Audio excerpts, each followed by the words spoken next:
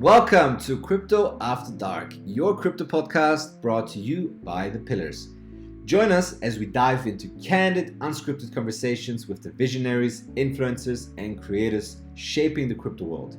Whether you're a crypto aficionado or new to this crazy space, Crypto After Dark is your weekly dose of engaging stories and personal revelations, making the vast crypto space a little more relatable, one episode at a time. Today, as you know, we have our third episode of our very new podcast series, Crypto After Dark. This is the third episode already, so we are zooming through these episodes, but also because there are so many exciting people in this space, and there's so much to talk about.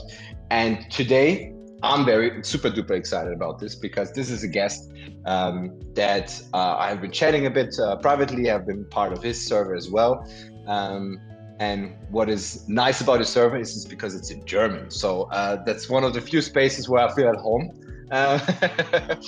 And yeah, our guest today is their Defi Dude, Triple D. Real name, of course, is Felix. So welcome to our humble about. And yeah, today we are talking about him as a person, of course, what brought him to the space. And as I mentioned before, I have done this intro now, is one fascinating thing that I love and I actually admire that how much work he's putting in. He's releasing videos in German and in English. I think that's awesome to get very many people educated on this super crazy space.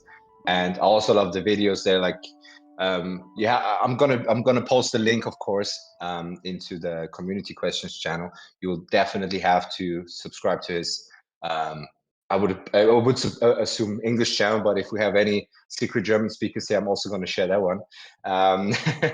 And yeah, most recently he has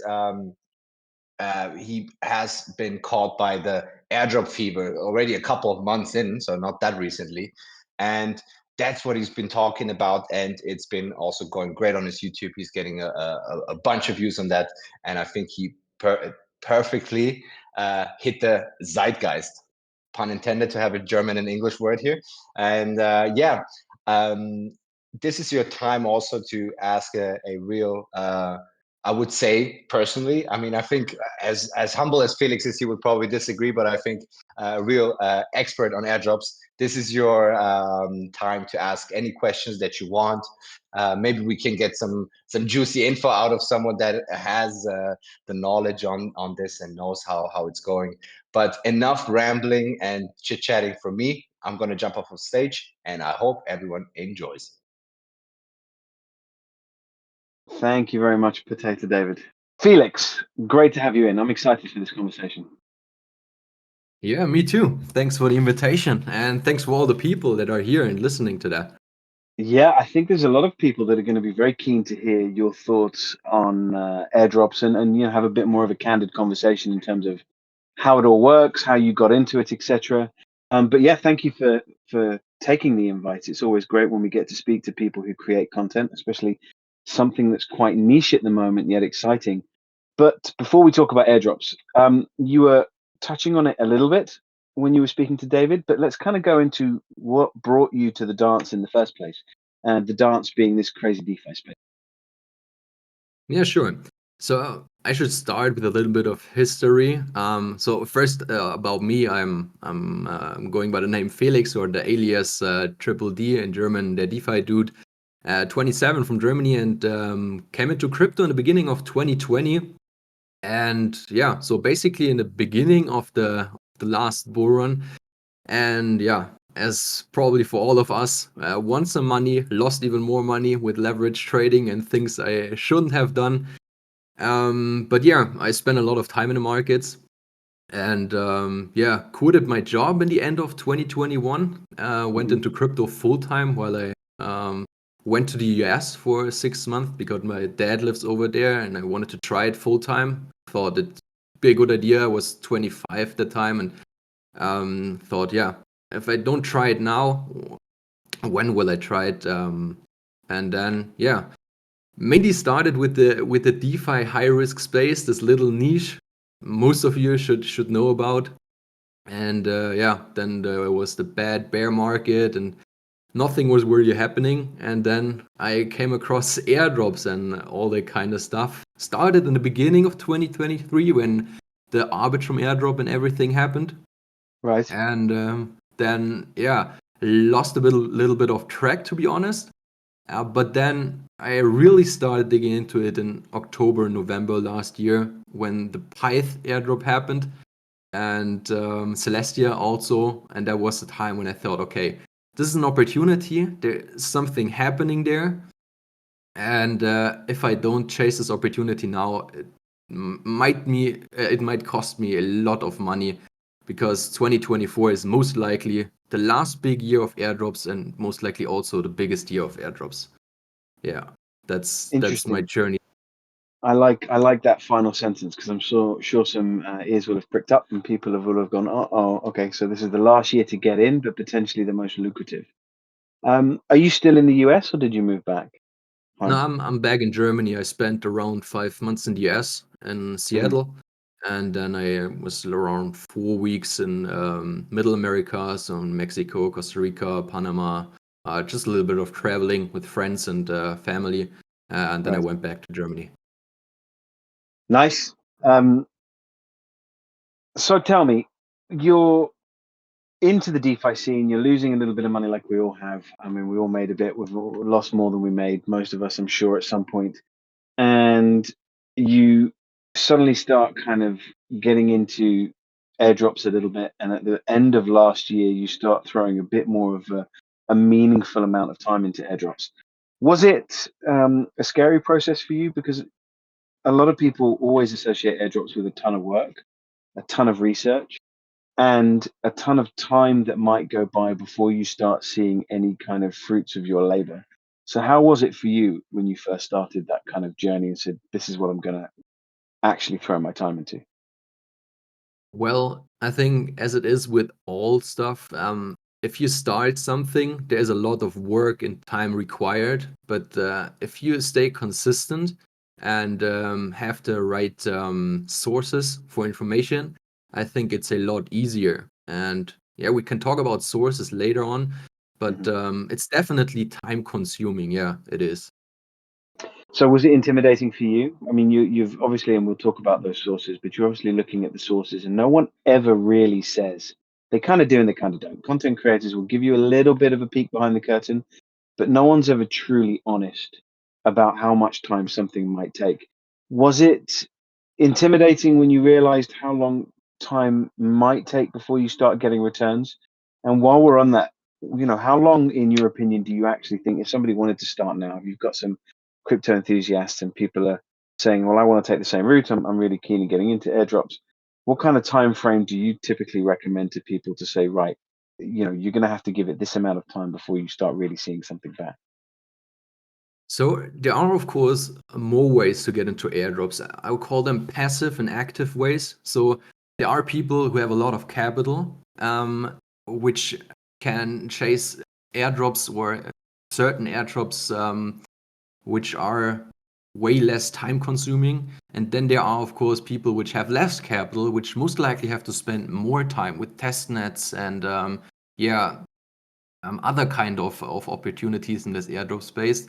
So you can go the passive route with staking some tokens, like the major ones in the Cosmos ecosystem, or running nodes, for example, if you are a technical person. Those probably just, yeah, I would say cost you around, if we calculate it on a weekly basis, I would say 1 to 2 or 1 to 4 hours a week if you just purchase those coins and stake them, and Hmm. then you just have to wait obviously until an airdrop happens. If you have it's of course important that you have the minimum allocation, but if you have the amount of capital, you shouldn't worry about that. So don't split across multiple wallets. But yeah, again, if you do it actively, don't have that much capital, going for test nets and active airdrop farming, like daily tasks where you have to do a lot of clicks every single day, yeah, it could be 2 to 3 hours every single day after work, probably. So it completely depends on how you how you do it. Right. And what about the waiting time for any kind of returns, any kind of meaningful returns?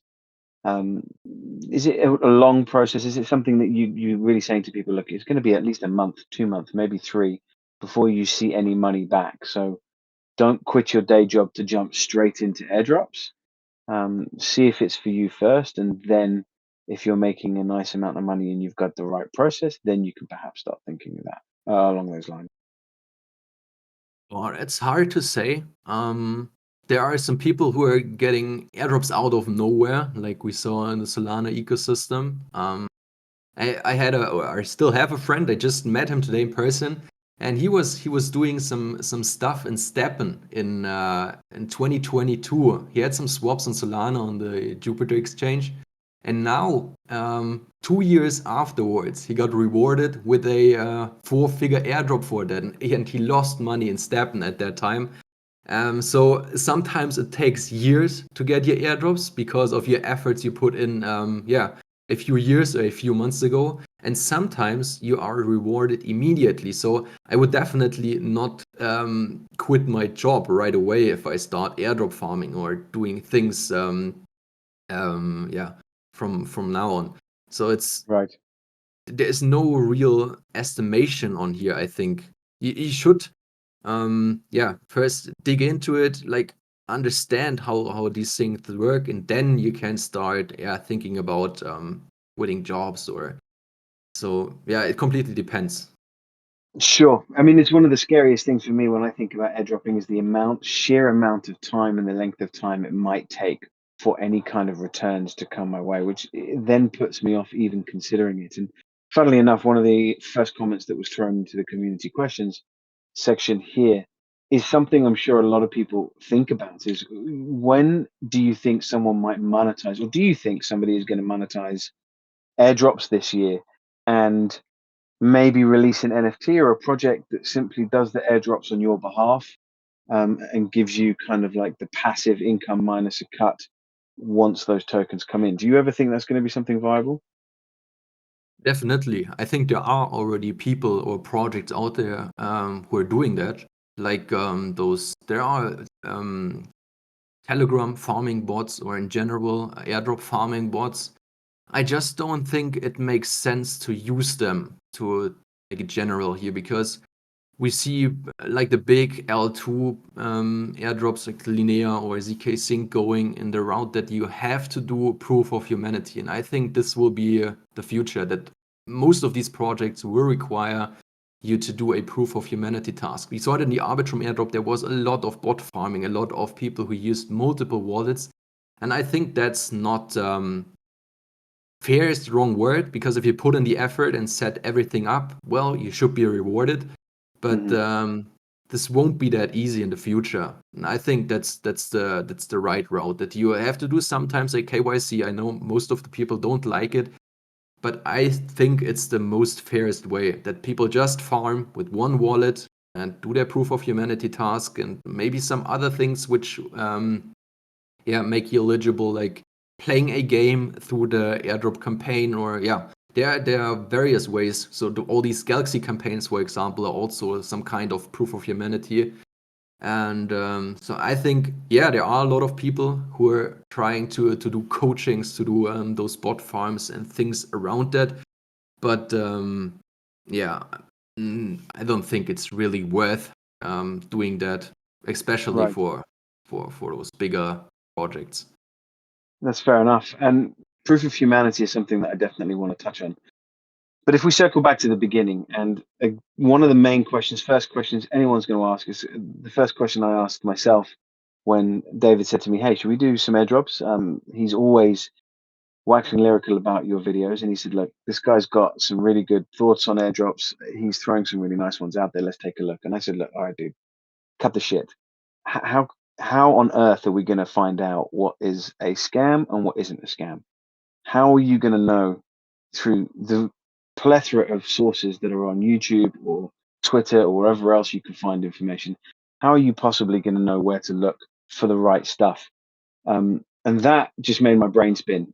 Where did you start looking? How did you find out? Because I'm still trying to sift through for every one person that might have a decent airdrop out there, there's another 100 people that are sharing absolute nonsense. That's a very good question. It's crazy how much scams are out there, especially on those big airdrops. Like if you go into those Twitter posts and you see the original post, and below that post are like 10, 20, I don't know, 50 scam posts with links that try to lead you over to their page and trying to connect Right. their wallet, and then you will get drained. So I think it's all about sources and verifying information twice or three times. So best would be to join, of course, all the socials of the airdrop projects you're farming. So Twitter, Discord, Telegram would be the best. Um, and then also, yeah, if they're I try always to let people connect first. So there's usually no hurry in claiming or checking in eligibility for an airdrop. So wait for the comments of of other people. Yeah, this is hard. So you basically let people get wrecked in front of you if this is a scam.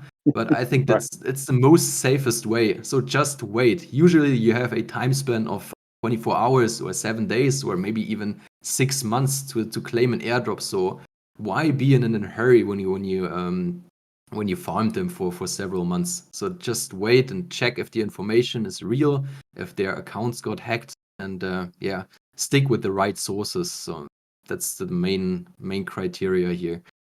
Patience in this space is always good. And exercising patience is fantastic. It's something that I can often struggle with. At times, I'm not a particularly patient person. So if I'm someone who wants to jump in with both feet blindfolded without a clue where I'm going, um, other than being patient, where should I, and of course, outside of your own video, which we'll be putting the link into the community questions for, where else should we be going for information? Because there must be some people that you look at and have learned to trust in this airdrop space that once they say something about an airdrop, you don't really have to think about it. You just say, yeah, I'm going to go straight for it because I trust these guys and what they're talking about. Yeah, definitely. I think the best source on YouTube right now is called Crypto Cove. His channel is like, I don't know. He went. I started watching him at 900 subs. This was at around 2.5 months ago. Um, now he's sitting at 35K subscribers. So he's also doing daily content, and he's like putting the stuff out on a consistent basis like crazy. So he is probably the main guy on YouTube I would follow for airdrops if you just want to follow a few. And then there are also so my main sources are YouTube is on place number 3, I think. Second one is Debank Stream. I think that's the most overlooked one. So if you're also farming, for example, for Rabby or the Debank airdrop, take a look into Debank Stream and then search just for your keywords, so like airdrops, like the projects you're looking for. And there are some very smart guys which post content over there. So that's a very good source. I don't want to call any names, but they're very good guys out there.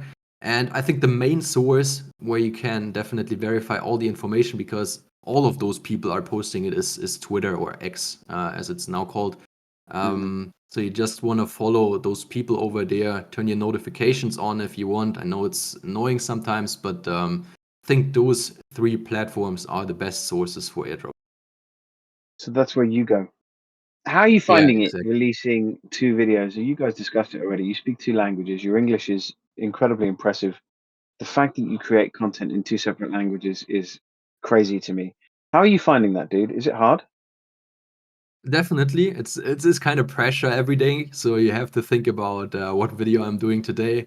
With the last few months, and airdrop farming was pretty easy because there are airdrops every single day, or new projects, new opportunities you can chase. But yeah, I was like, when I started YouTube, first I did my German YouTube channel for around a year, and I was like, if I do this now, I will upload a video every single day. Otherwise, yeah, it doesn't make sense to me. So if I do something, I just try to stay consistent, because I think it's the the most important thing. And then I started a year afterwards my English YouTube channel. First, I thought, yeah, market is saturated with English-speaking people, but I concentrated mainly on niche content. Like first the DeFi high risk space, which is currently, I think, still sleeping. This space will come back definitely, Mhm. and that's where I shifted into airdrops mainly, because it's also more fun and more lucrative, most likely in the upcoming few months. So Right. definitely a lot of time I'm spending for this, but as I do crypto as a full-time job, it's not that hard, honestly. In terms of what it is that you're looking out for airdrops, are you looking for the ones that take a little bit longer to come through, or do you try and seek out as many as the short-term claims as you can? And what do you tend to find is the ratio between the two? I'm now more shifting to passive airdrop farming, because it's like very overwhelming if you get into it and you get hit right and left with new airdrop opportunities. And I think the most important thing is you have to be very selective. Otherwise, you're gonna get burned out probably if you try to chase all the opportunities out there. Don't do that. Um, so I try to go the passive route now with more staking airdrops. Like we have many opportunities out there, or where you just have to deploy capital on platforms like lending and borrowing, and try to loop those positions or connect them with other airdrop opportunities. So yeah, it always depends if you have time and want to do that. So for example, some people are watching in the evening or sitting on their laptop and doing those airdrop tasks. I usually do it mainly in the morning. So when I get up, when gas fees are low, and so just trying to do tasks for 1 or 2 hours. Right. Yeah, You're saying a lot of things that I really want to get into in more detail, and I can already see the comments sure. kind of flying. One of the things that I've picked up on is looping those positions. I tried to loop some. I tried to do and look at some looping on various platforms when I first got into this space, and I can't tell you how many times I fucked it up. So that's definitely something that I need advice on. When you say looping, what do you mean? But before we get onto that, I'm sure you don't want to go into too many specifics, although I know you do updates on how much you spend and how much you make. But typically, what is a more passive route looking like in terms of costing for you? And then, once you kind of talk to us a little bit about what it might cost you, what do you mean by looping, and how does somebody even begin to think about that, especially when they're eyeballing airdrops? So, um, there are different ways of looping. I think I can give you a specific example in for Celestia airdrops, or specifically Milky Way. So I'm farming Milky Way, which is a liquid staking project, the first one, which launched on Osmosis, but it's Celestia project. And I put all my milk tier tokens, which I got as a receipt token by staking my Milky Way, by staking my tier token with them, into Demex. Then I lended out tier tokens, put them back into Milky Way, and basically doing the process over and over again to get a bigger position in both of those projects. And that's like how looping basically works. Try to Hmm. increase my position by lending and borrowing. Like I also do that on Solana projects, and lending and borrowing platforms are perfect for that. You just have to pay attention to many criteria there that you don't get liquidated, and so you basically try to combine airdrops, and mainly using lending and borrowing platforms for that to get more capital, and rinse and repeat the process over there. If this makes sense. Right, it does. In terms of costing, what is it costing you, or how much are you typically spending a month? In terms of capital, Yes, um, this is a hard question. Um, there's no what one am listening. It's just you and me. I? How much do I spend per month? It's probably shifting from one project to another project, but I try to spend, if I go serious in an airdrop, to spend at least 1,000 US dollars per airdrop.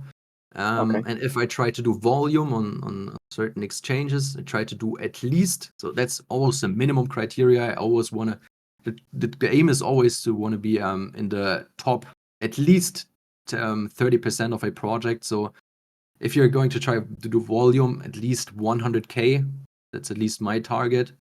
Right. And providing liquidity at least 500 to 1,000 US dollars. There are, of course, projects where you can go lower because it's not that farmed. But yeah, usually it makes sense to put in bigger chunks of your capital. Right. And for anybody that's heard volume 100K and then freaked out, it doesn't mean he's putting 100K in. No. It just means he's trying to get to 100,000 in volume. I mean, there's so many questions when it comes to airdrops. And I mean, you can probably see in the comment section that people were excited to listen to this, and people have a ton of different questions. So forgive me if you feel like this conversation is going to jump back and forth, because there's so much to think about. But one of the questions I have is, when you're looking at tweets, one of the things that is going to catch all of our eyes when we're looking at Twitter and we're seeing people say, this cost me no dollars, the time was 5 minutes, potential for airdrop 100K. Is that just total shit, or do these people, is there something to what they're saying? Should you even be looking at tweets like that? I don't do it all. When I see tweets like that, you can basically just scroll on. It's there are one of a lifetime chances like that, like we saw in Jido, for example, the liquid staking platform on Solana. That you just had to put in 1 or 2 Solana for some time, and you got rewarded with in the peak 20,000 US dollars. But it's basically like hitting a Shiba Inu. So yeah, Right. the percentage is probably a little bit higher, but yeah, most of the time it won't work this way. Okay, interesting to know. And in terms of your position as a content creator, somebody who does videos, how much of what you're able to achieve through your airdrops is because you're able to leverage invite links, for example? Because even within, not a very minutes, sometimes an hour of you releasing a video, your invite links will have been maxed. Does that play quite a big part into how you're able to achieve the success you are with airdrops? It definitely plays an important role for some projects. Yes, I don't know. Maybe some of you followed the Manta New Paradigm airdrop, and we saw what those big influencers made in airdrops. They had a big advantage of all of us, and this concept is now coming over and over again with Bitcoin layer 2s. So, and for example, also on all these Galaxy tasks, there are sometimes refer links and you earn additional oats or NFTs, some kind of stuff, or referral points on those platforms. So it definitely gives you an advantage for putting out the information. And that's why you should definitely look out for people who just try to give you those projects, just try to leverage their own position through giving out the referral link. And yeah, so it's definitely a big advantage if you just Right. focus on it. So something that people should think about when they're looking to airdrop is maybe getting that information out there so people can use their links. What are you looking at the moment? What is exciting you? We have someone here who's saying, community member Fip is saying that he's currently farming about 5 testnet airdrops, and he's wondering if you have any recommendations for passive staking airdrops that we're not too late for at this point. And he recognizes that whatever you say will not be taken as financial advice. For sure. No, I would think because Dimension just started, if you got the airdrop, definitely stake your tokens. This should be criteria number 1 now. There are also some very exciting projects coming in the Cosmos and Polkadot ecosystem. I think nobody's talking about it yet, but Polkadot will be pretty big. Also maybe Injective. So mainly Cosmos ecosystem, all those governance or staking tokens. Those are good opportunities, very passive ways to farm the airdrop if you have the capital. I think Dimension just went to $8.50 or $9 US today. It's like, this was a crazy airdrop for many people with very minimum criteria. This was probably also a chance like Jido, very lucrative airdrop. And I think in terms of testnet airdrops, there's Metis, which just or currently is doing their incentivized testnet phase. I think Berachain, which most of you should have heard, is probably overfarmed. I wouldn't put that much time into it. What other terms of testnet? A whale. Do the whale tasks, definitely do them. A whale is probably the biggest competitor to Celestia. This is one I'm really looking into. Also, if you have the chance and the technical knowledge for that, set up nodes.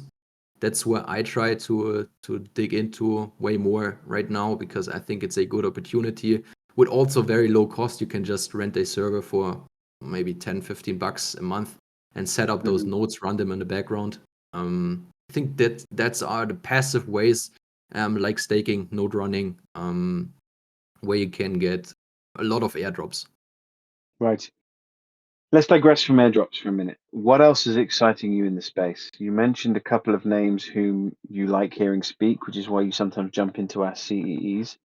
Are there any other things that you're leaning towards in this space? Oh, definitely the Bitcoin ecosystem. Probably my main focus right now.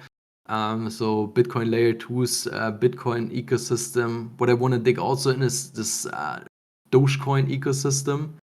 I heard this from a bigger YouTuber now. He's pretty big in this, and I'm very interested in how everything will play out over there. And yeah, general crypto, everything that's currently going on, the ERC 404 trend, which in my opinion has quite some potential. This new technology. But yeah, I would mainly focus on the Bitcoin ecosystem. This is basically a no-brainer for the next bull run. This will pop off, no doubt on that. So Right. yeah, I really Okay. regret not digging into that in the beginning of 2023 when it was popping off. I really faded this all that was going on over there. I feel It you. was If I had a dollar for every thing that I regretted not doing within this space, then I wouldn't need yeah. to be in this space at all, you know? It was Um, basically the opportunity like buying Bitcoin in 2009, 2010. So those right. people who joined that early made a huge. Shit ton of money. Yeah. Yeah.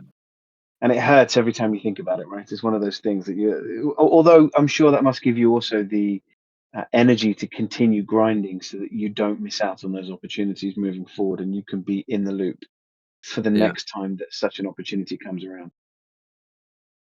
I probably also missed another one. I'm really looking into deepin projects. That's also a niche or a thing I'm really excited for. I think this is also going to be pretty big in the next bull run. Deepin Right. combined with AI. So there are some very good projects out there. Try to leverage this. It's going to be a very exciting year. And you said at the top of this conversation that this year you think is probably going to be the last but most lucrative airdrop season. Why do you think that? Do you think the space is changing that significantly that we're going to start moving away from airdrops? I think more and more people are getting a just what's happening here. So they're not really paying attention yet. So last time we had a conversation in our community Discord, and I was asking who is new in crypto. And basically, all the people that were in this room or in this on this Discord said, "Yeah, I'm around since then and then." And so they're basically all just OGs currently in this space. So probably if you are here right now, you're into crypto for several years now. And once all those retail people come into the space and dilute our airdrops, dilute our opportunities, um, the opportunity is gone. Like it's with everything. As Mm. once mainstream media talks about it, or yeah, like everyone gets to know what's going on. It's not worth anymore. Or probably also institutions going to farm airdrops, or there will be a better technology to farm those airdrops. I don't know, but I think it's just the last year where you can really make a big amount of money from it, which you can then put into I would call it serious projects, which you want to hold for the bull run. Right. Yeah.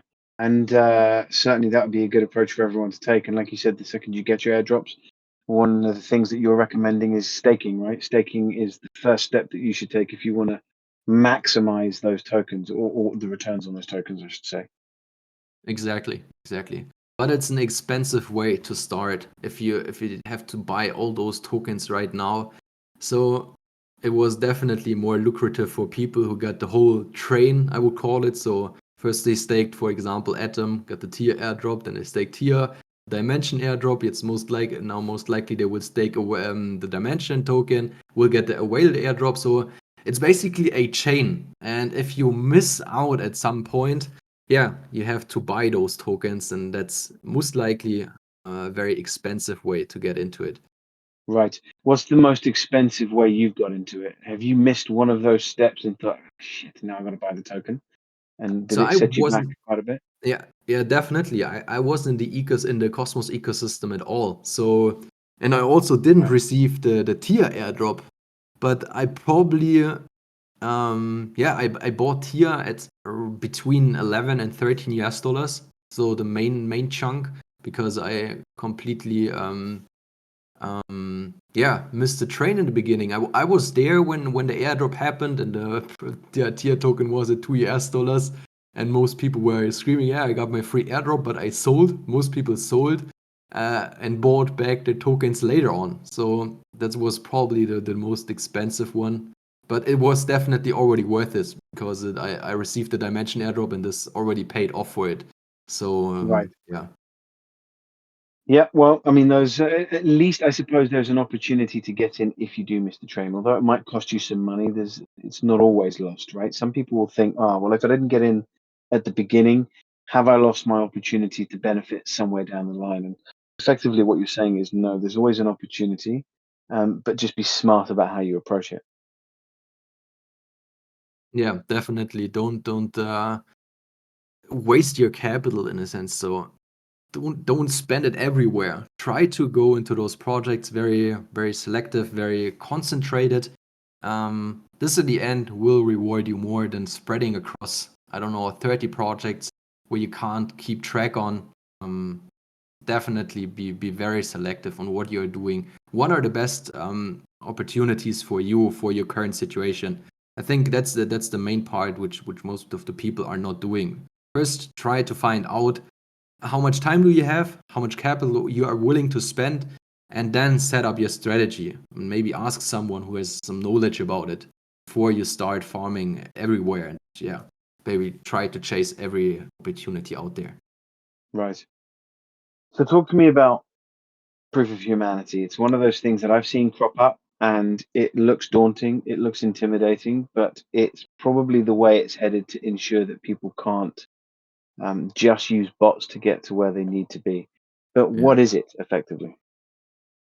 A proof of humanity task or tasks are basically tasks where you have to prove that you are a human. So usually you have to do KYC, which most of the people don't like to do, or there are also some other kinds proof of humanity tasks. For example, I just did one for Linnea where you just had to play a game.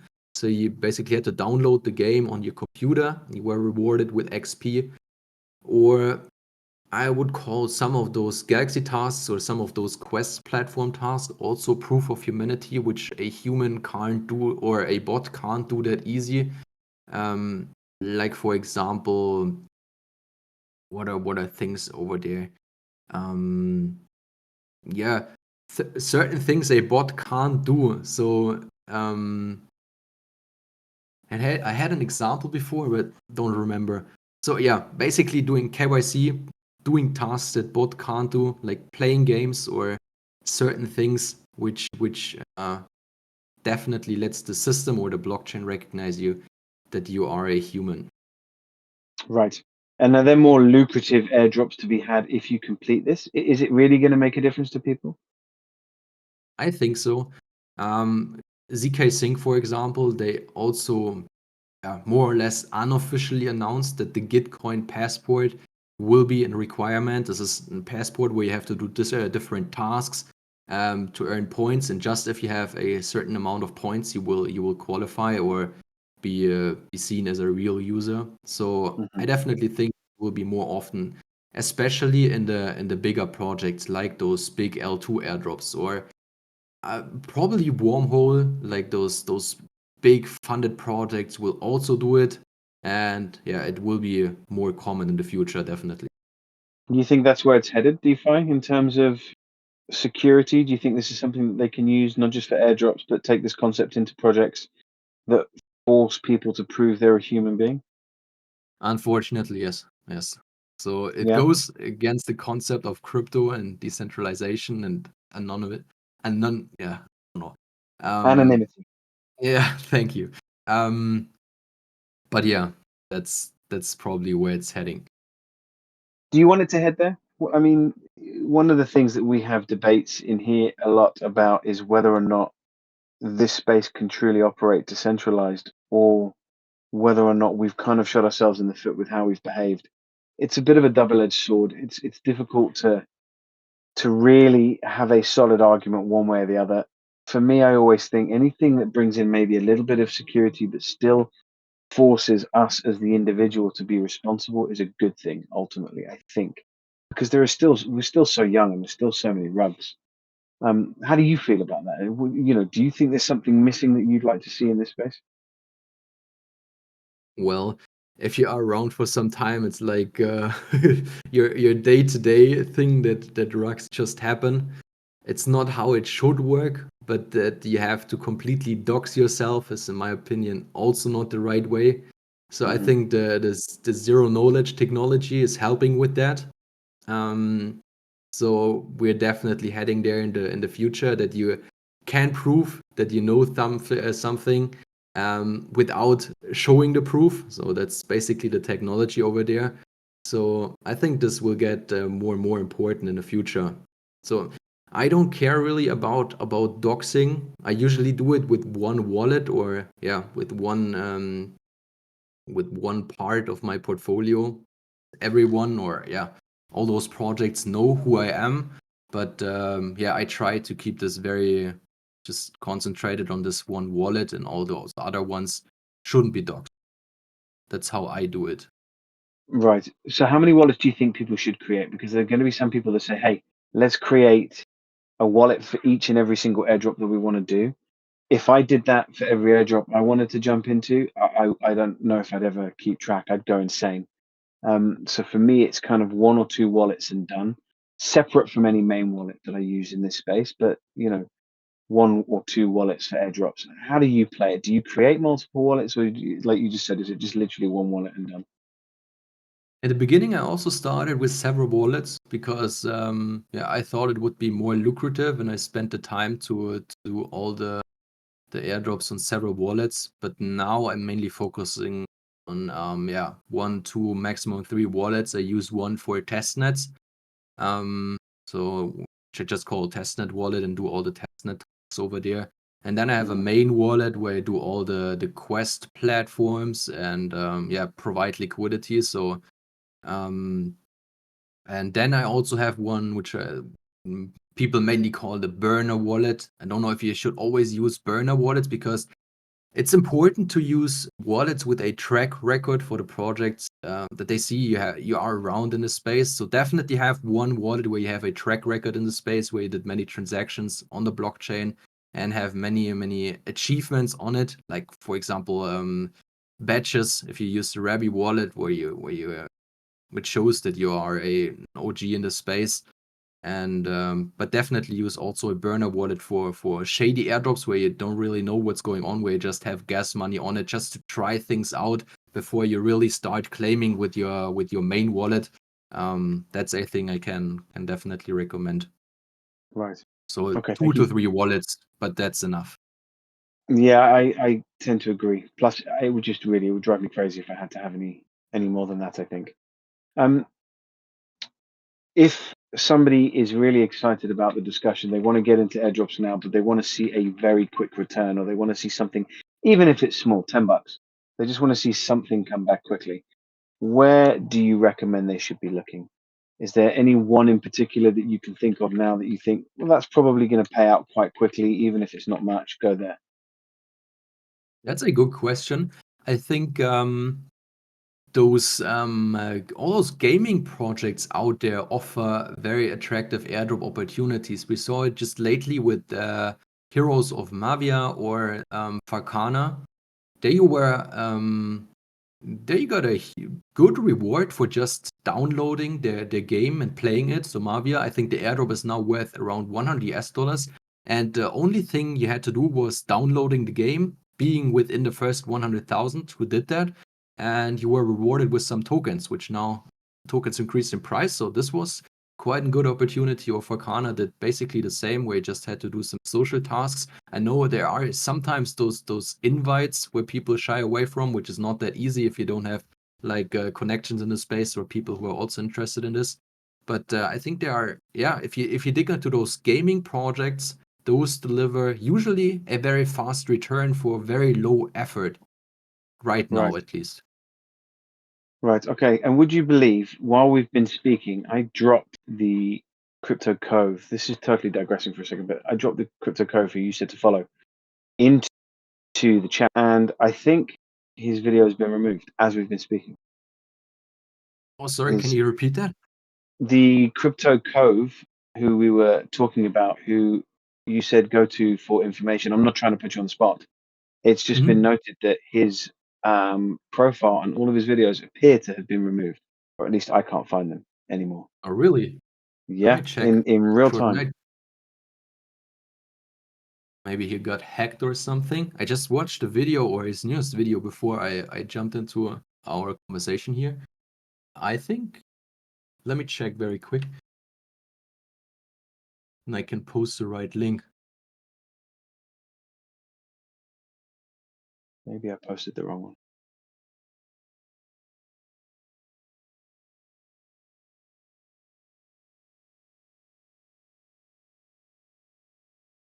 That's crazy. I can't find him also. Yeah, Let I me think check he's on been his removed. Twitter.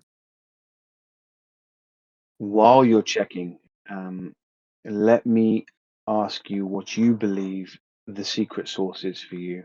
There's going to be something that you're reluctant to tell us about because you feel it might give away a little bit about a little bit about a little bit. I'm going to be cheeky and ask what that is anyway. Is there something that you don't tell very many people at all about the airdrop space that gives you a slight edge that you kind of want to touch on a little bit today? I think the edge is in doing research. That's the edge which you have. So being early, as it is with all investments. So there are no hidden airdrops which the main crowd doesn't see, if you get what I mean. So it's basically getting in early in those airdrop opportunities by having the right sources, the ones I already mentioned. Because the can't think any other than that. So yeah, it's You're always very transparent in that respect, which I appreciate. I find that in your videos, and I found that in this conversation. You don't appear to be kind of hiding anything, which is refreshing, especially for content creators. And I think more content creators can afford to be similar to you, in that you know you're pretty much saying what you see is what you get. It is hard work, so put the hard work in, and you'll get something back. right. That's how it is, and you should be patient. Usually, those airdrops don't pay off directly. There are also some moments where you're like today, for example, the Starknet airdrop. I didn't receive it. A lot of community members didn't receive it, and they all interacted for quite some time on Starknet, and probably met some of the requirements, but yeah, didn't qualify for it. So it's just like in Germany we say munter putzen, weiter geht's. It's like yeah, just keep going. Just don't stop. Yeah, you missed this one, but the next one will be it. So yeah, it's Right. like with everything. Failure is your best thing you can happen to learn and improve yourself. If you I always agree. win, you won't get better at some kind of thing. I agree. No, you won't. Yeah, failure is the best way to learn. So yeah, Crypto Cove. To go back I to just that, posted his Twitter in the yes, chat I here. saw. So yeah. Yes, you did. Yeah, so it appears that he has had his, unfortunately, had his YouTube's account taken down. Does that ever worry you? Are there any things that you don't want to touch on with your videos? Because it is a real concern for content creators, and sometimes they don't explain anything, and to get it back is an absolute nightmare.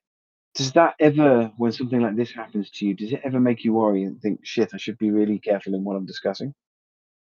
Definitely, definitely. There are some points out there, mainly showing numbers. I don't know if you show people numbers, especially in Germany. I think it's like I don't know how to say. It's like I want to show what I made that because people are asking, how is it going? How much can I expect from doing those activities? But if you show Right. those numbers, those people just tell you, yeah, you're just showing off, and you wanna, yeah, basically, I don't know how to put this. This is yeah, it's mainly the numbers game in here to be transparent. But most people, if you are transparent, um, they don't like it. Right. So that's It's that's the main I thing get here. it. It's very much indicative of the area of the world that you're in, right? They're very when it comes to figures, how much you make, it's very straight laced. We don't talk about that. We don't need to discuss it. You don't ask me, I don't ask you, that kind of thing. Exactly. Yeah.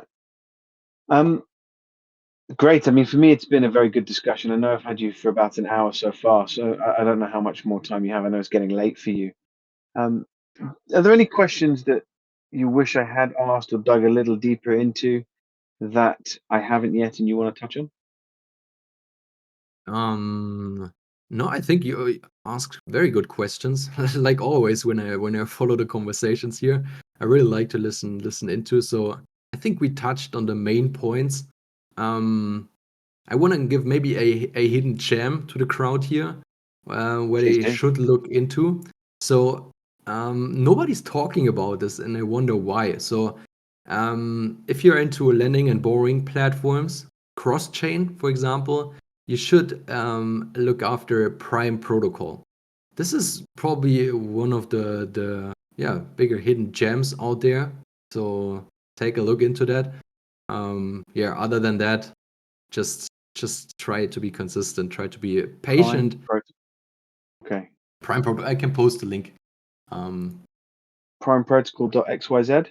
yeah, right. Yeah, That's I one got it. where it's probably very easy to get into the top 30, top 20%. They have quite a good funding. Very low user base as of right now. I think just around 11 to 12,000 people they are around. And yeah, platform is also pretty good. So you can lend capital on one chain, borrow capital on another chain without have bridge anything. So definitely look into that. Great. I definitely will have a little bit of a research. Um, Felix, it's been a great conversation. I know you're a busy man. You're constantly creating content, as we said, in two different languages, and you are doing a ton of research. One of the things we pride ourselves on trying to do here is bring the community as much value as possible. And one of the things that I'm seeing a ton of value in at the moment is airdrops, but also getting airdrops from the right sources and having the right voices talk them through. So maybe we can have a discussion with you where we steal a little bit of your time once a month or once every Sure. couple of weeks or Sure. whatever it might be. And perhaps we can run through one or two airdrops in real time, just so people can get a hang of it, because I think it can be pretty lucrative. You'll get to share your affiliate links as well, or whatever it might be, with the community. And I think it might be just really beneficial for people to hear from someone who is trying to do it the right way. And it would, I guess, give them a ton of value if you're up for doing something like that. I know I'm putting you on the spot in front of a live audience. It's a bit mean, but you know, No, we can definitely do that. I'm open for doing that. So yeah. great. In which case, let's have a conversation in the back channels, and hopefully we can get something hooked up and have more of these conversations, because it's been very valuable for me.